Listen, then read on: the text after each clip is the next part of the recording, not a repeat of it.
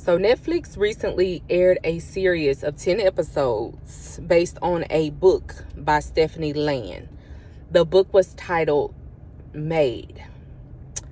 The book was titled Made: Hard Work, Low Pay, and a Mother's Will to Survive. It was a pick amongst President Obama for a summer read. But I think because I seen it in the Essence magazine, but I never picked up the book to read it until I saw it on Netflix. So I sat down one Saturday and I watched it. And I was literally in tears. It was about a girl by the name of Alex. She's a single mother who escaped an abusive relationship one night with her 2-year-old daughter, Maddie.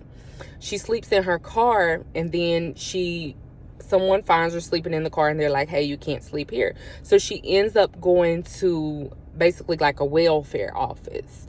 And a social worker advised her that she needed to present 2 paycheck stubs to qualify for income-based housing, food assistance, and child care assistance. She finds a low-income job that pays next to nothing cleaning homes. She doesn't have any family support. Her grandmother had passed away, and her mother has a mental illness. Her mother is diagnosed with bipolar. So her mother's moods are up and down, and her mother can't even take care of herself.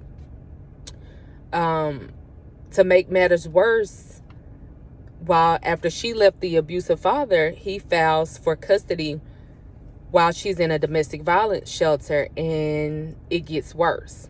So her mother owned a house that the grandmother had left them, and her mother's newfound lover is a con artist and rents the house out for an Airbnb, but instead of paying the mortgage, he actually puts the money in his pocket, and the house ends up being foreclosed on.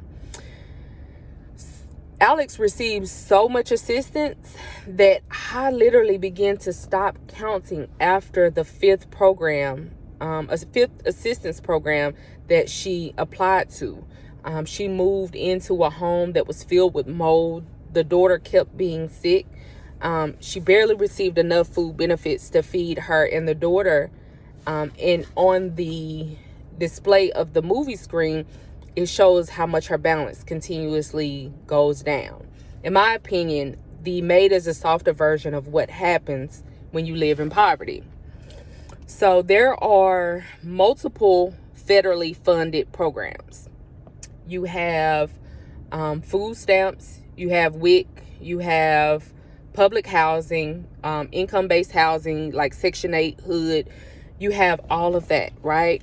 But the waiting list for these type of programs is so long, and you have to meet income requirements. There is a long list of requirements that you have to qualify for in order to receive any type of assistance. The story was so touching to me because, like Alex, I used to work for a Fortune 500 company before I went into the medical pathway. So I understood where she was coming from, but her version was a softer version of everything that really goes on. For example, I applied for child care assistance. At that particular time, I was only making $38,000 a year. So 35% of my income was paid towards rent. 10% of my income was for my car payment, and an additional 30% of my yearly income was childcare. 10% was groceries. So I was only left with 10% for gas if my kids get sick. I couldn't miss any days because I couldn't afford to get sick. I was the only one working. I was a single parent.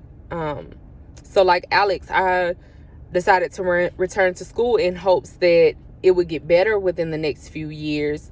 But we all know when it rains, it pours. The state of Tennessee requires that you do not exceed a certain amount of money or your benefits are ended. For example, as a mother that only made $38,000 a year, I didn't qualify for income-based housing. I didn't qualify for any food assistance. I didn't qualify for almost anything. And the only thing that I qualified for was child care assistance. But I applied for child care assistance. I'll never forget, in September. When I was approved for child care assistance, it didn't go through until December. And this was something that I desperately needed. The young lady had lost my paperwork. So it took 3 months for me to get any type of assistance. During that 3 months, my savings is like, Alex, my savings is diminishing. And I ended up losing my apartment because I couldn't balance the two. So we had to go back home until, I could get on my feet. The government funded programs in America, or that we have existing right now, is horrible. I did my own research, and I spoke with my brother. He has a daughter. And I spoke to her mother, and she was going through school. They're no longer together. And she had applied for, she started out in 2010 in in the projects, basically. And she stayed there for 5 years. Her 5th year, she applied for Section 8 or HUD so she could get better housing for their daughter. And it took 6 years before she could get any type of assistance. Before they called her back, the waiting list was that long, 6 years. So when she finally got approved for it, she was in school as well. And they told her that she was working 19 hours a week. They told her that she wasn't working enough to qualify for an income-based housing. So it took her a whole year, another year, to get established and, get more money or start to make more money. These conditions that single mothers are going through, they're already in on a very bad or horrible situation, and just to humiliate them and have them go through something worse is bad.